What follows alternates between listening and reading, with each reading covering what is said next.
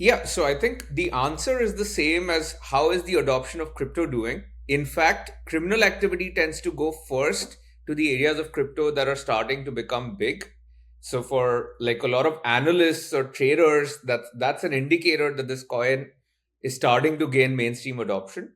So in general, whenever crypto like Bitcoin prices go up, you see an increase in criminal activity, just like you see an increase in consumer activity, right? More consumers are looking at it, but that's why more criminals are looking at it. Second, I think everybody is fairly like upfront about the fact that the criminals are the ones that are the most ahead of the curve. They are the earliest adopters and the most sophisticated technology players. And even in that, there's like different segments, right? There's the tech savvy criminals and the non-tech savvy criminals.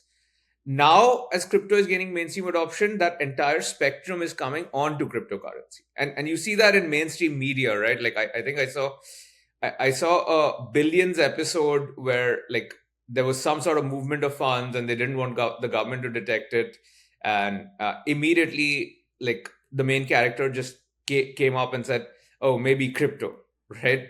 So That's because that's a, of that's because of probably all the perception around crypto. I mean, it's a different matter. Everything is visible on chain, so it's and if the two ends, the on ramps, off ramps are kind of covered, then it becomes very difficult for anyone to do much on it. But yes, That is true. But I think the decentralized nature of crypto is what attracts consumers to it, the ease of movement across geographies.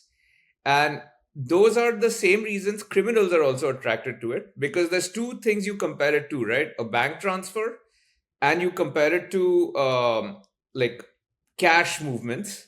So moving $5 million of cash across countries physically is going to be, it is now like that's not something people do anymore at all, right? Like with all the technology out there.